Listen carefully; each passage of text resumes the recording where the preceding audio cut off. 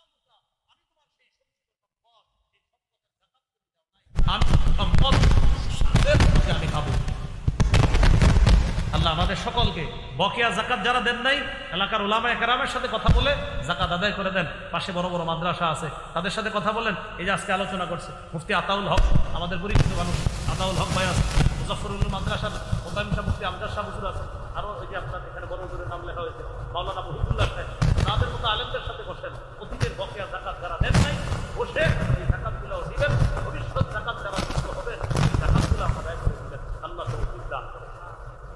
5 number, যেই ইবাদত অর্থ এবং শরীর দিয়ে করা হয়, এই ইবাদতটাকে বলা হয় আর্থিক এবং শারীরিক ইবাদত। এই ইবাদত করার জন্য এখন আল্লাহ কোটি কোটি বান্দা অপেক্ষমান, সারা পৃথিবীর কোটি কোটি বান্দা অপেক্ষা করতেছে। আল্লাহ যদি যেতে পারতাম। আর লাখ লাখ বান্দা অলরেডি উপস্থিত হয়েছে, হইতেছে, হবে। আল্লাহর ঘরের আশেপাশে তারা এখন অবস্থানগত আছে। এটা হলো হজ করা। হজ করতে টাকাও লাগে, শরীরও লাগে। এই ইবাদতটাকে বলা হয় আর্থিক এবং শারীরিক ইবাদত। বলেন তো আর্থিক শারীরিক ইবাদতের নাম কি? হজ। মুসলিম শরীফের বর্ণনা 1337 নম্বর হাদিস, 1373 নম্বর হাদিস আছে, 1372 নম্বর হাদিস আছে। রাসূলুল্লাহ সাল্লাল্লাহু আলাইহি সাল্লাম বলেন, আইয়ুহান নাস, হে লোক সকল, ক্বাদ ফুরিদা আলাইকুম, তোমাদের উপর ফরজ করা হয়েছে আল হাজ্জু, হজ করা। ফাহুজ্জু, তোমরা হজ করো। অন্য জায়গায় নবী বলেন, ইন্নাল্লাহা কাতাবা আলাইকুমুল হাজ্জা ফাহুজ্জু, আল্লাহ তোমাদের উপর হজ ফরজ করেছেন, তোমরা হজ করো। সূরা আলী ইমরানের 97 নম্বর আয়াতে আল্লাহ বলেন, ওয়ালিল্লাহি আলা নাসি হিজ্জুল বাইতি মান ইসতাতাআ ইলাইহি সাবিলা, যে ব্যক্তি কাবায় যাইতে সক্ষম, সেখানে গিয়ে আবার দেশে ফিরে আসতে সক্ষম, এই পরিমাণ অতিরিক্ত টাকা যার কাছে আছে, ওই মানুষগুলোর জন্য আলাপ নাস, তাদের উপর ফরজ, লিল্লাহ, আল্লাহকে খুশি করার জন্য হজ করা তাদের উপর ফরজ। অনেক মানুষের উপর হজ ফরজ হয়েছে, অনেক ব্যবসায়ী আপনারা ছিলেন যাদের উপর হজ ফরজ করে না, আরো 10টা দোকানে একটু একটু আমি দাঁড়াই করে অলরেডি দাঁড়াইতে পারে নাই, দোকান আছে 20টা, এখনো দাঁড়াইতে হবে, এরপরে উনি হতে যাবে। হাদিসে কুদসি শোনেন, তাদেরকে হাদিসটা আপনারা শোনায়া দিবেন। আল্লাহ রাব্বুল আলামিন হাদিসে কুদসির মধ্যে বলেন, ইন্না আবদান সাহহাতু লাহু ইসমা, কোন বান্দার শরীর আমি সুস্থ রাখলাম, ওয়া ওয়াসআতু আলাইহি ফিল মাঈশা, তাকে আমি প্রশস্ততা দান করলাম রিজিকের ক্ষেত্রে। কোন ব্যক্তির শরীর সুস্থ রাখলাম, রিজিক দিয়ে তাকে প্রশস্ত রিজিকের মালিক বানায়া দিলাম, হজে যাওয়ার মতো তাকে সামর্থ্য দান করলাম। এমন অবস্থায় তামজি আলাইহি খামসাতু আওয়াম, এমন অবস্থায় 5 বছর অতিবাহিত হয়ে গেছে, লা ইয়াফিদু ইলাইয়া, এই বেটা আমার ঘরে আসে না হজ করার জন্য, লা মাহরুম, আল্লাহ বলেন সে হতভাগা, সে বঞ্চিত। আমি যার শরীর সুস্থ রাখলাম, যাকে আমি টাকা পয়সা দিলাম, এইভাবে তার উপর 5 বছর অতিবাহিত হয়ে গেছে, লোকটা এখনো আমার কাছে উপস্থিত হওয়ার জন্য আসে, আমার কাছে এইটা উপস্থিতি, আমার কাছে এইটা লাভবাহিক বলে নাই, আমার দরবারে এইটা উপস্থিত হয় নাই, আমার ঘরের সামনে আসে নাই। এরকম কয় বছর হয়ে গেছে? 5 বছর তার উপর হজ ফরজ, 1 বছর হয়েছে, যায় না, আরেক বছর যায় না, আবার হজ ফরজ, যায় না, আবার হজ ফরজ, যায় না, আবার হজ ফরজ, যায় না, এরকম 5 বছর হয়ে গেছে। আল্লাহ বলেন মাহরুম, এটা হতভাগা, এটা বঞ্চিত। যাদের উপর হজ ফরজ, আল্লাহ তাদেরকে হজ করার তৌফিক দান করেন। হজে বিলম্ব করলে মুসিবত আছে। কি মুসিবত? চলেন একটা হাদিস শুনে নিই। ইবনে মাজাহ হাদিসের কিতাব 2883 নম্বর হাদিস, 2883 2883, এই হাদিসের মধ্যে আছে, قال رسول الله صلى الله عليه وسلم من اراد الحج فليتعجل, যে ব্যক্তি হজের নিয়ত করে সে যেন তাড়াতাড়ি হজ করে। কেন? فإنه قد يفرط المريض,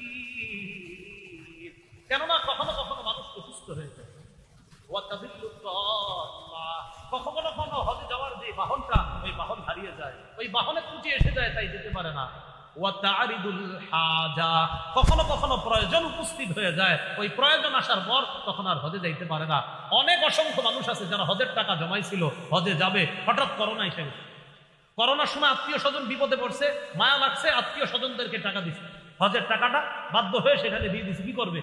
এখন আত্মীয় স্বজন না খায়া মরছে, তো তাদেরকে টাকা দিচ্ছে। তো নবীরা বলছে প্রয়োজন কখন আসবে, তুমি যাবো না কেন, তুমি হজে গেলাম, প্রয়োজন এসে যেতে পারে। তাহলে নবীজি বলেন যারা হজের নিয়ত করেছে ফালইয়াতাআজ্জাল, তাড়াতাড়ি যেন হজ করে। ফাইন্নাহু ক্বাদ ইয়ামরাদুল মারিদ, কখনো কখনো এই লোকটা অসুস্থ হয়ে যেতে পারে। ওয়া তারিদুল হাজা, এমন প্রয়োজন তার সামনে চলে আসতে পারে, এই প্রয়োজনের কারণে তার আর হজে যাওয়া হবে না। তাই হজের নিয়ত করলে তাড়াতাড়ি যেন হজ করে। আব্দুল্লাহ ইবনে আব্বাস রাদিয়াল্লাহু তাআলা আনহুমার বর্ণনা তিনি বলেন, তাআজ্জালু ইলাল হাজ্জি ইয়ানি আল ফরিদা, তোমরা তাড়াতাড়ি হজ করো, অর্থাৎ ফরজ হজ। কেন? ফাইন্না আহাদাকুম লা ইয়াদরি মা ইয়ারিদু লাহু, তোমাদের কেউ জানে না তার সামনে কখন প্রয়োজন উপস্থিত হয়ে যায়। হজ জীবনে একবার ফরজ, বলেন কয়বার? একবার ফরজ। যাদের উপর হজ ফরজ হয় তাদের উপর জীবনে একবার হজ ফরজ। আবু দাউদের বর্ণনা 1721 নম্বর হাদিস, নবীর এক সাহাবী নাম আকরা ইবনে হাবিস রাদিয়াল্লাহু তাআলা সাআলা নবী সাল্লাল্লাহু আলাইহি ওয়াসাল্লাম, নবীর এই সাহাবী নবীকে প্রশ্ন করলেন, আল হাজ্জু ফি কুল্লি সানাতিন আও মাররাতান ওয়াহিদা, ইয়া রাসূলুল্লাহ, হজ কি প্রতি বছর ফরজ নাকি একবার? রাসূলুল্লাহ সাল্লাল্লাহু আলাইহি ওয়াসাল্লাম বললেন, বাল মাররাতান ওয়াহিদা, বরং হজ একবার ফরজ। হজ কয়বার ফরজ? একবার। সহিহ মুসলিমের বর্ণনা, নবী হজের কথা বলার পর এক সাহাবী দাঁড়ায় প্রশ্ন করলেন, আকুল্লা আমিন ইয়া রাসূলুল্লাহ, ওগো আল্লাহর রাসূল সাল্লাল্লাহু আলাইহি সাল্লাম, হজ কি প্রতি বছর ফরজ?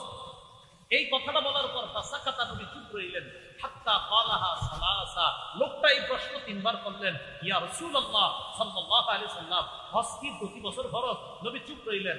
অবশেষে নবী বললেন, লাউ কুলতু নাআম লা ওয়াজাবাত ওয়া লা মাসতাতাতুম, আমি যদি বলতাম যে হ্যাঁ, তাহলে তোমাদের উপর প্রতি বছর হজ ফরজ হয়ে যেত, আর তোমরা এটা করতে পারতা না।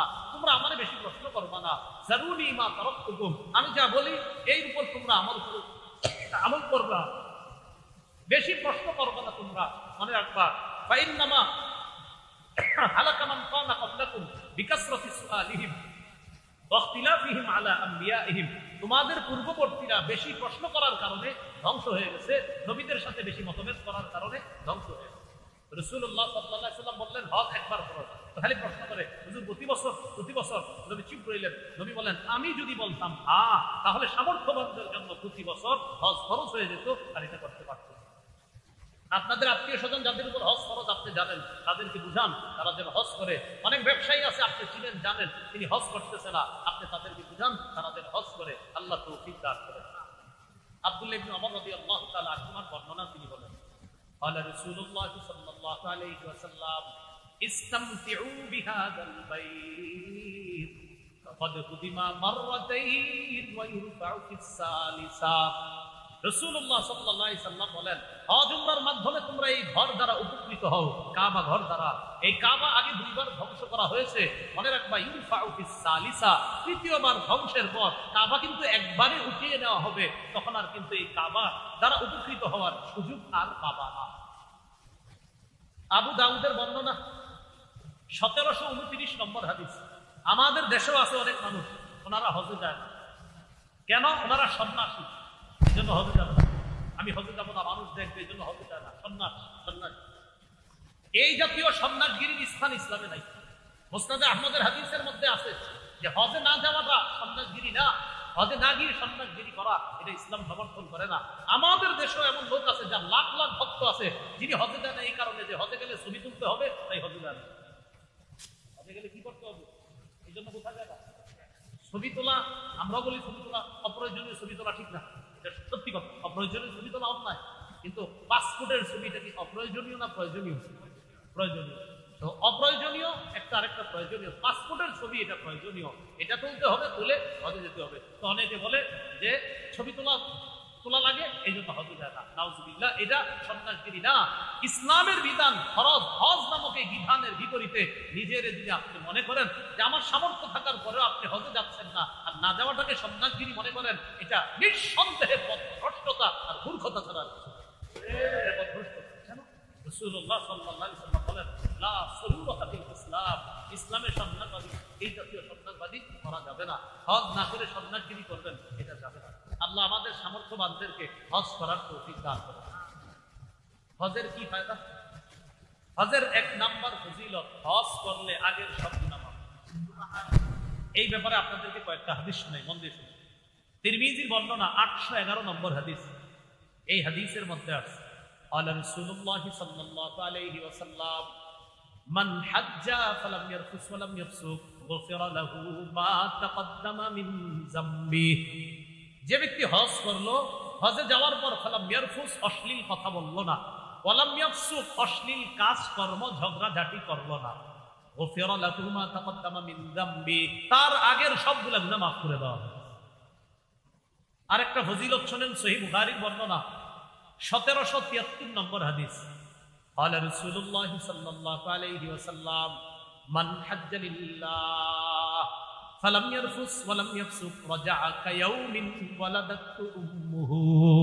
যে ব্যক্তি আল্লাহর জন্য হজ করলো, হজের মধ্যে গিয়ে অশ্লীল কাজ করলো না, অশ্লীল কথা বললো না, অশ্লীল বাক্য আলাপ করলো না, অশ্লীলতায় লিপ্ত হলো না, সে হজ থেকে এমন ভাবে ফিরবে যেন তার মা আজকে তাকে জন্ম দিচ্ছে, নবজাতক শিশুর মতো সে হজ থেকে ফিরবে। আরেকটা বর্ণনা শুনেন, قال رسول الله صلى الله عليه وسلم من حج البيت فقضى مناسكه। যে ব্যক্তি হজ করলো আর হজের বিধিবিধানগুলো সঠিকভাবে পালন করলো, ওয়াসালিমাল মুসলিমুনা মিন লিসানিহি ওয়া ইয়াদিহি, আর মুসলমানরা তার হাত এবং জবানের কষ্ট দেওয়া থেকে নিরাপদ থাকলো। অনেকে হজে গিয়ে তওয়াফ করার সময় কাবা ঘর চুমা দিতে গিয়ে অন্য মুসলমানদেরকে ধাক্কায় কষ্ট দিবেন না, এই কষ্ট দেওয়া ঠিক না। আপনি যদি পারেন কাবা ঘরের ওই হজরে আসওয়াদে চুমা দিবেন, কিন্তু মুসলমানদের ধাক্কায়া কষ্ট দিয়া এইভাবে চারদিকে ফালায়া দেয়া কাবা ঘরে চুমা দেওয়া না, এটা আপনাকে বলে নাই যে আরেক মুসলমানকে আপনি ধাক্কা দিবেন, কষ্ট দিবেন, ফেলে দিবেন আর এইভাবে গিয়ে কাবায় চুমা দিবেন, এটা আপনি করবেন না। পারলে চুমা দিবেন, না পারলে সমস্যা নাই, আপনি তওয়াফ করেন। মুসলমানকে ধাক্কাইয়া কাবায় চুমা দিবেন না। কারণ নবীজি সাল্লাল্লাহু আলাইহি সাল্লাম বললেন, যে ব্যক্তি হজ করলো, ফাকাদা মানাসিকা, হজের বিধিবিধানগুলো সঠিকভাবে পূর্ণ করলো, ওয়াসালিমাল মুসলিমুনা মিন লিসানিহি ওয়া ইয়াদিহি, আর ওই ব্যক্তি থেকে অন্য হাজী সাহেবরা তার মুখ এবং হাতের কষ্ট দেওয়া থেকে বিরত থাকলো, রাসূলুল্লাহ সাল্লাল্লাহু আলাইহি সাল্লাম বলেন, গুফিরা লাহু মা তাকদ্দামা মিন যামবি, তার আগের গুনাহগুলো মাফ করে দেওয়া হবে। যারা হজে গিয়েছে আলহামদুলিল্লাহ, যারা যাব নিয়ত করেছি আমরা সেখানে গিয়ে মুখ আর হাত দিয়ে কাউকে কষ্ট দিব না, বলেন ইনশাআল্লাহ। তাহলে যদি পারি হজরে আসওয়াদে চুমা দিব, চেষ্টা করবো চুমা দেওয়ার, কিন্তু এর মানে এই না আমার আশেপাশের হাজিদেরকে ধাক্কায়া আমি ফেলে দিলাম, তাদেরকে কষ্ট দিয়ে গিয়ে আমি চুমা দিলাম, এটা করবো না। ঠিক আছে ইনশাআল্লাহ? আপনি ইনশাআল্লাহ পাইবেন চান্স, একটু অপেক্ষা করবেন। খালি রাতে দেখবেন একটা সময় একটু ভিড় কম থাকে, তখন সবাই একটু হোটেলে চলে যায়, ঘুমায়া যায়, ওই টাইমে একটা চান্স দিতে পারেন না? ওই টাইমে চান্স দিবেন, দেখবেন 7-8 বার চুমা দিতে পারবেন। এই জন্য অপেক্ষা থাকবেন, আল্লাহ তো আপনাকে দেখতেছে, অপেক্ষা থাকবেন কখন একটু ভিড় কম, ওই সময় গিয়ে আসতে আপনি কাজটা করে চলে আসেন, হজরে আসওয়াদকে চুমা দিয়ে চলে আসেন। একটা রাত 1টা, 1:30, 2টার দিকে অপেক্ষা থাকেন, ওই টাইমে একটু ভিড় কম থাকে, সবাই হোটেলে যায়, একটু আরাম করে আবার 2টা, 2:30টায় সবাই হারামে চলে আসে। তো এর আগের মুহূর্তটা আপনি অপেক্ষা করবেন, কখন একটু ভিড় কম থাকে, তখন গিয়ে আপনি হজরে আসওয়াদে চুমা দিয়ে চলে আসেন। এই চান্সগুলো মানুষ বুঝে না, অপেক্ষা করতে হবে আপনার। এই চান্স এভাবে নেবেন, আল্লাহ তৌফিক দান করেন। তাহলে কি শিখলাম? হজে গিয়ে কাউকে কষ্ট দেওয়া যাবে না, মুখ দিও না, হাত দিও না, তাহলে আমার আগের গুনাহগুলা মাফ করে দেওয়া হবে। সহিহ মুসলিমের বর্ণনা 121 নম্বর হাদিস, মাদ্রাসার পাঠ্যপুস্তক অনুসারে এই হাদিসের মধ্যে আসছে রাসূলের সাহাবী আমর ইবনুল আস মুমূর্ষ অবস্থায় খুব পেরেশানির মধ্যে আছে। তখন তাকে বলা হলো, আমা আলিমতা ইয়া আমরু আন্নাল ইসলাম ইয়াহদিমু মা কানা ক্বাবলা, আমর তুমি কি জানো না ইসলাম আগের গুনাহগুলা মিটায়া দেয়? ওয়া আন্নাল হিজরাতা তাহদিমু মা কানা ক্বাবলাহা, হিজরত আগের গুনাহগুলা মিটায়া দেয়। ওয়া আন্নাল হাজ্জা ইয়াহদিমু মা কানা ক্বাবলাহু, আর হজ আগের গুনাহগুলা ধ্বংস করে দেয়, ধুয়ে মুছে সাফ করে দেয়। তাহলে হজের ফজিলত জানলাম। 2 নম্বর, হজ্জে মাবরুরের ফজিলত। বলেন কোন হজ? এতক্ষণ জানলাম শুধু হজ, এখন হজ্জে মাবরুর। আল্লাহ আমাদের সকলকে, আমরা যারা হজ করার নিয়ত করেছি, আমাদেরকে যেন আল্লাহ হজ্জে মাবরুর নসিব করে। সহিহ বুখারীর বর্ণনা 1373 নম্বর হাদিসের মধ্যে আসছে, রাসূলুল্লাহ সাল্লাল্লাহু আলাইহি সাল্লাম বলেন, আল হজ্জ ওয়াল উমরা কাফারাতুল লিমা বাইনাহুমা, হজ এবং উমরা, আল উমরাতু ইলাল উমরাতি কাফারাতুল লিমা বাইনাহুমা, এক উমরার মাঝে আরেক উমরা, 2 উমরার মধ্যবর্তী গুনাহগুলা পরবর্তী উমরাটা ওই গুনার কাফারা হয়ে যায়। এরপরে রাসূল সাল্লাল্লাহু আলাইহি সাল্লাম বলেন, ওয়াল হজ্জুল মাবরুর লাইসা লাহু জাযাউন ইল্লাল জান্নাহ, হজ্জ মাবরুরের প্রতিদান একমাত্র আল্লাহর জান্নাত। সহিহ বুখারী 1520, 1521 এই হাদিসগুলোর মধ্যে হজ সম্পর্কে লম্বা আলোচনা। তিরমিজির বর্ণনা 810 নম্বর হাদিস, এই হাদিসের মধ্যে আসছে রাসূলুল্লাহ সাল্লাল্লাহু আলাইহি সাল্লাম বলেন, তাবিউ বাইনাল হজ্জি ওয়াল উমরা, তোমরা একই সফরে হজ এবং উমরা একটার পর আরেকটা আদায় করো, মানে একই সফরে হজ উমরা পরপর আদায় করো তোমরা। এরপরে নবী বলেন, ফাইন্নাহুমা ইয়ানফিয়ানিল ফাকরা ওয়াদ দুনুবা কামা ইয়ানফিল কিরু ফাবাসাল হাদিদ ওয়াদ যাহাবি ওয়াল ফিদ্দা, কামারের হাপর, লোহা স্বর্ণ রূপার ময়লাগুলা যেমন দূর করে দেয়, হজ এবং উমরা মানুষের দারিদ্রতা এবং গুনাহগুলাকে ধুয়ে মুছে সাফ করে দেয়। হজ করলে কি টাকা খরচ হয় কিনা? আরে হজ করলে টাকা খরচ হয় না, কিন্তু হজ করলে টাকা খরচ হয়, নবী কয় দারিদ্রতা দূর হয়। হজ করলে টাকা খরচ হয়, নবী কি কয় দারিদ্রতা দূর হয়। একই করতে হবে, হজ করলে 7 লাখ খরচ হবে, নবী কয় তোমার দারিদ্রতা দূর হবে। আমি নবী বলছি হজ করলে দারিদ্রতা দূর হবে। রাসূল সাল্লাল্লাহু আলাইহি সাল্লাম বলেন হজ এবং উমরা দারিদ্রতা গুনাহকে এমন ভাবে মিটিয়ে দেয় যেমনি ভাবে কামারের হাপড় লোহা স্বর্ণ রূপার ময়লাগুলোকে যেমন দূর করে দেয়, হজ উমরা গুনাহ এবং দারিদ্রতা এইভাবে দূর করে দেয়, ধুয়ে মুছে সাফ করে দেয়। আল্লাহ আমাদেরকে হজ করার তৌফিক দান করেন। এক হাদিসের মধ্যে আল্লাহ রাসূল সাল্লাল্লাহু আলাইহি সাল্লাম বলেন লাইসা লিল হাজ্জাতিল মাবরুরা সাওয়াবুন ইল্লাল জান্নাহ, হজ্জে মাবরুরের সওয়াব একমাত্র আল্লাহর জান্নাত। আরেক হাদিসের মধ্যে রাসূল সাল্লাল্লাহু আলাইহি সাল্লামকে জিজ্ঞাসা করা হলো, সুইলা রাসূলুল্লাহ সাল্লাল্লাহু আলাইহি সাল্লাম আইয়ুল আমালি আফজল, ইয়া রাসূলুল্লাহ কোন আমল সবচেয়ে শ্রেষ্ঠ? নবী বললেন ঈমানুন বিল্লাহি ওয়া রাসূলি, আল্লাহর প্রতি ঈমান আনা, রাসূলের প্রতি ঈমান আনা সবচেয়ে শ্রেষ্ঠ আমল। সুম্মাল জিহাদ, এরপর জিহাদ করা সবচেয়ে শ্রেষ্ঠ আমল। সুম্মা হাজ্জাতুন বাররাতুন তাবদুলু সাইরাল আমাল কামা বাইনা মাতলি'আশ শামসি ইলা মাগরিবিহা। রাসূলুল্লাহ সাল্লাল্লাহু আলাইহি সাল্লাম বলেন 1 নাম্বার ঈমান, 2 নাম্বার জিহাদ, 3 নাম্বার হজ্জে মাবরুর। হজ্জে মাবরুর কি জিনিস জানো? দুনিয়ার পূর্ব পশ্চিম যেমন দূরত্ব, অন্য আমলগুলোর তুলনায় হজ্জে মাবরুরের তেমন দূরত্ব। হজ্জে মাবরুর আল্লাহর কাছে এতটাই ফজিলত। আল্লাহ আমাদের সকলকে হজ্জে মাবরুর নসিব করেন। এবার আলোচনা শুনেন, হজ্জে মাবরুর সর্বোত্তম ইবাদত। সহিহ বুখারীর বর্ণনা 26 নম্বর হাদিস। এই হাদিসের মধ্যে আসছে সুইলা রাসূলুল্লাহ সাল্লাল্লাহু আলাইহি সাল্লাম আইয়ুল আমালি আফজল, নবীকে জিজ্ঞাসা করা হোক কোন আমল সবচেয়ে শ্রেষ্ঠ? নবী বললেন ঈমানুন বিল্লাহি ওয়া রাসূলি, আল্লাহর উপর বিশ্বাস করা, রাসূলের প্রতি বিশ্বাস করা। কিলা সুম্মা মাযা, এরপর কোনটা? নবী বললেন আল জিহাদু ফি সাবিলিল্লাহ, আল্লাহর রাস্তায় জিহাদ করা। কিলা সুম্মা মাযা, জিজ্ঞাসা হলো এরপর কোনটা? নবীজি বললেন হজ্জুন মাবরুর, হজ্জে মাবরুর আদায় করা, এটা হলো সবচেয়ে শ্রেষ্ঠ। মা বোনরা যারা ওয়াজ শুনতেছেন মনে রাখবেন, হজ্জে মাবরুর যদি কোনো নারীকে আল্লাহ নসিব করে, ওই নারীকে জিহাদের সওয়াব আল্লাহ দেন। সহিহ বুখারীর বর্ণনা 1520 নম্বর হাদিস। আম্মা জান আয়েশা সিদ্দিকা রাদিয়াল্লাহু তাআলা আনহা বললেন নারাল জিহাদ আফজালাল আমাল, হুজুর জিহাদকে আমরা শ্রেষ্ঠ আমল মনে করি, আফালা মুজাহিদু, আমরা কি জিহাদ করব না? নবীজি বললেন না, তোমরা জিহাদ করবে। নারীকে বললেন তাহলে তালাকিন্না আফজালাল জিহাদ হজ্জুন মাবরুর, তোমাদের শ্রেষ্ঠ জিহাদ হলো হজ্জে মাবরুর করা। নারীরা যদি তোমরা হজ্জে মাবরুর আদায় করতে পারো, তোমাদের হজ যদি মাবরুর হিসাবে আল্লাহ কবুল করেন, ওই নারীকে জিহাদের সওয়াব আল্লাহ দেন। তাহলে কোন নারী হজ করা, তাকে হজের সওয়াবও দিবে আল্লাহ তাআলা, আবার জিহাদের সওয়াবও আল্লাহ দান করবে। এক হাদিসে রাসূল সাল্লাল্লাহু আলাইহি ওয়াসাল্লাম বলেন জিহাদুল কাবীরি ওয়াদ দাঈফি ওয়াল মারআ আল হজ্জ ওয়াল উমরা, বৃদ্ধ মানুষের জিহাদ, দুর্বলের জিহাদ, নারীর জিহাদ হলো হজ করা, উমরা করা। বৃদ্ধ মানুষের জিহাদ হজ করা, উমরা করা।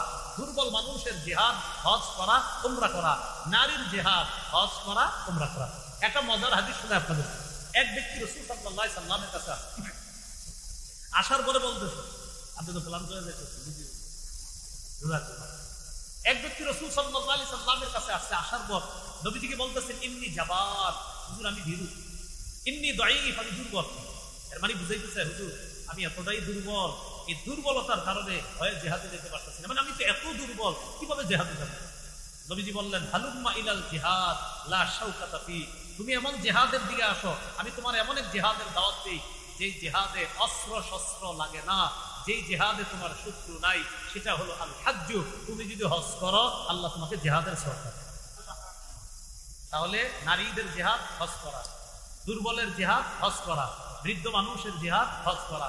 এখনো যাদের বৃদ্ধ বাবা হজ করে নাই, আর আপনাদের অনেক সামর্থ্য আছে, আপনার বাবাও হজ খরচ ছিল করতে পারে নাই, আরে আপনি সন্তান হিসাবে করায় দেন না বাবার হজটা, সমর্থ। হ্যাঁ, আল্লাহ তৌফিক দান করেন। সকলে বলেন আমিন, বলেন আল্লাহ তৌফিক দান করেন। আমার সাথে একটু বলেন হাজী সাহেবরা, উমরা আদায়কারীগণ, আল্লাহর প্রতিনিধি। সুবহানাল্লাহ। হাজী সাহেব কার প্রতিনিধি? ইবনে মাজাহ 2892 2893 এই দুই হাদিসের মধ্যে আছে রাসূলুল্লাহ সাল্লাল্লাহু আলাইহি সাল্লাম বলেন আল হুজ্জাজ ওয়াল উম্মার ওয়াফদুল্লাহ, হাজী সাহেবগণ, উমরা আদায়কারীগণ আল্লাহর প্রতিনিধি। পরের হাদিসে নবী বলেন আল গাজী ওয়াল হাজ ওয়াল হামিল আমির ওয়াল মুআতামির আব্দুল্লাহ, জিহাদকারী, হজ আদায়কারী, উমরা আদায়কারী, আল্লাহর প্রতিনিধি। দাআহুম ফাআজাবুহু, আল্লাহ তাদেরকে ডাকছে, তারা আল্লাহর ডাকে সাড়া দিছে। সুবহানাল্লাহ। আল্লাহ হাজীদেরকে ডাকছে, হাজীরা আল্লাহর ডাকে সাড়া দিছে। এবার কি বলে নবী দেখেন, সালুহু আতাহুম, এবার হাজীরা আল্লাহর কাছে যা চাইবে আল্লাহ তাই দেন। এবার একটা শুনেন, বলেন হাজীকে আল্লাহ মাফ করে, হাজী যার জন্য মাফ চায় তাকে আল্লাহ মাফ করে। আবার শুনেন, বলেন হাজীকে আল্লাহ মাফ করে, হাজী যার জন্য মাফ চায় তাকে আল্লাহ মাফ করে। বলেন অতএব আমরা আমাদের স্বজনদেরকে ফোন করে আইফোন চাবো না, মোবাইল চাবো না, বরং বলবো আপনিও নিজের গুনার জন্য দোয়া করবেন, আমার জন্য দোয়া করবেন। তাহলে নিজের গুনাহ মাফের জন্য হাজী সাহেব যারা হজে গেছে এলাকার ফোন দিয়া বলবেন আইফোন চাইেন না। ওই যে অনেকে মোবাইল টোবাইল অনেকে কিছু কথা বলে দেয়, কাকা আপনি যাইতেছেন হজে, যাওয়ার সময় এরকম নির্লজ্জ আর বেহায়া টাইপের মানুষ, বেচারা ওখানে গেছে হজ করতে, ফোন দিয়া কয়ে ফোন আমি মোবাইল। আপনি ফোন করে বলবেন আপনি নিজের জন্য আল্লাহর কাছে ক্ষমা চাইবেন, আমার নামটা ধরেও ক্ষমা চাইবেন। আল্লাহ তৌফিক দান করেন। রাসূলুল্লাহ সাল্লাল্লাহু আলাইহি ওয়াসাল্লাম বলেন, ইয়াগফিরুল্লাহু লিল হাজ ওয়া মিন ওয়ালিমান ইস্তাগফারা লাহুল হাজ, হাজীকে আল্লাহ মাফ করে, হাজী যার জন্য মাফ চায় তাকেও আল্লাহ মাফ করে। হাজীকে আল্লাহ মাফ করে, হাজী যার জন্য মাফ চায় আল্লাহ তাকেও মাফ করে। এবার হজে গিয়ে যদি কেউ মারা যায়, قال رسول الله صلى الله عليه وسلم من خرج حاجا فمات كتب له اجر الحاج الى يوم القيامه, কেউ যদি হজের উদ্দেশ্যে রওনা করে, রওনা করার পর যদি লোকটা মারা যায়, কিয়ামত পর্যন্ত হাজীর সওয়াব তার আমলনামায় লেখা চলতে থাকে। ومن خرج معتمرا فمات كتب له اجر المعتمر الى يوم القيامه, কেউ যদি উমরা করার জন্য বের হয় আর যদি সে মারা যায়, কিয়ামত পর্যন্ত তার আমলনামায় উমরা আদায়কারীর সওয়াব লেখা হবে। ومن خرج غازيا فمات كتب له اجر الغازي الى يوم القيامه, কেউ যদি জিহাদের জন্য বের হয় আর যদি সে মারা যায়, আল্লাহ তার আমলনামায় কিয়ামত পর্যন্ত জিহাদের সওয়াব লিখতে থাকবে। সহিহ বুখারী একটা হাদিস শুনেন, 1266 1267, দুটো হাদিস একই রকমের। এক ব্যক্তি আরাফার ময়দানে নবীজির পাশে আছে, আরাফার ময়দানে নবীর পাশে। হজের সবচেয়ে গুরুত্বপূর্ণ একটা ইবাদত আরাফায় অবস্থান করা। বাইনামা রাজুলুন ওয়াকিফুন মা রাসূলিল্লাহি সাল্লাল্লাহু আলাইহি ওয়াসাল্লাম বিআরাফা, এক ব্যক্তি নবীজির সাথে আরাফার ময়দানে অবস্থান করতেছে। ফাওয়াকা আন রাহিলাতিহি, লোকটা তার বাহনের উপর ছিল, বাহন থেকে পড়ে লোকটা মারা গেছে। ফাকসাতহু, ওই লোকটা ঘাড় মচকে লোকটা মারা গেছে। ঘোড়া থেকে বা বাহন থেকে পড়ছে, পড়ার পর ঘাড় মচকা লোকটা মারা গেছে। মারা যাওয়ার পর নবীজি সাহাবীদেরকে বললেন, ইগসিলুহু বিমাইন ওয়া সিদরিন, বড়ই পাতা গরম করে তার গোসলের ব্যবস্থা করো। ওয়াকাফিনুহু বিসাওবাইন, তাকে দুই কাপড়ে কাফন দাও। আমরা মরলে কয় কাফন দেওয়া হবে? পুরুষকে 3টা। হাজী সাহেব যিনি আরাফার ময়দানে মারা গেলেন, নবীজি বললেন কয় কাফন পরাও? 2 কাফন। এরপরে নবী বললেন ওয়ালা তুখাম্মিরু রাসা, তার মাথা ঢাকবা না। ওয়ালা তুহান্নিতুহু, সুগন্ধি লাগাইবা না। হাজী সাহেবের সুগন্ধি লাগাবা না, তার মাথাটা ঢাকবা না। হজে গেলে ওই সময় হাজী সুগন্ধিও লাগায় না, মাথাও ঢাকে না, 2 কাপড়ে থাকে। নবী বললেন তাকে গোসল করাও। ওয়াকাফিনুহু বিসাওবাইন, 2 কাপড় তাকে পেঁচায়া দাও। ওয়ালা তুহান্নিতুহু, তাকে সুগন্ধি লাগাইবা না। ওয়ালা তুখাম্মিরু রাসাহু, তার মাথাটা ঢাকবা না। কেন জানো? ফাইন্নাহু ইউবাসু ইয়াউমাল কিয়ামাতি মুলাব্বিয়া, এই হাজী কিয়ামতের ময়দানে লাব্বাইক আল্লাহুম্মা লাব্বাইক বলতে বলতে কবর থেকে উঠবে। ভাই বুঝে আসছে সবার কথাগুলা? তাহলে হজে গিয়ে মারা গেলে লাভ না লস? এই জন্য হজে যাদের সামর্থ্য আছে আল্লাহ যাওয়ার তৌফিক দান করে। হজে গিয়ে তালবিয়া পাঠ করা, লাব্বাইক আল্লাহুম্মা লাব্বাইক লাব্বাইক লা শারীকা লাক লাব্বাইক ইন্নাল হামদা ওয়ান নি'মাতা লাকা ওয়াল মুলক লা শারীকা লাক। আছে না এরকম? এই তালবিয়া যদি কেউ পাঠ করে হজে গিয়ে যদি কোনো মুসলমান তালবিয়া পাঠ করে, তিরমিজির 810 নম্বর হাদিস, তিরমিজির 827 নম্বর হাদিস, তিরমিজির 828 নম্বর হাদিস, তিরমিজির 829 নম্বর হাদিস, প্রায় একই ব্যাপারে হাদিসগুলা। 827, 828, 829। রাসূলুল্লাহ সাল্লাল্লাহু আলাইহি সাল্লাম বলেন, মা মিন মুসলিমিন ইউলাব্বি ইল্লা লাব্বা মান আন ইয়ামিনিহি ওয়া আন শিমালিহি মিন হাজারিন আও শাজারিন আও ওয়াবারিন। কোন হাজী সাহেব যখন লাব্বাইক আল্লাহুম্মা লাব্বাইক করে, তার আশেপাশের যত পাথর, যত গাছপালা, যত মাটি আছে, জমিন আছে, সবাই তার সাথে লাব্বাইক বলতে থাকে। সবাই তার সাথে কি বলতে থাকে? লাব্বাইক বলতে থাকে। হজে গেলে টাকা খরচ হয়নি, আরে হয়তো টাকা খরচ যে হইতেছে আপনার, আবার সেখানে গেলে ঘামাবে শরীর, আহারে গরম, এই গরমের মধ্যে আপনি কষ্ট করতেছেন। রাসূলুল্লাহ সাল্লাল্লাহু আলাইহি ওয়াসাল্লাম আম্মা জান আয়েশা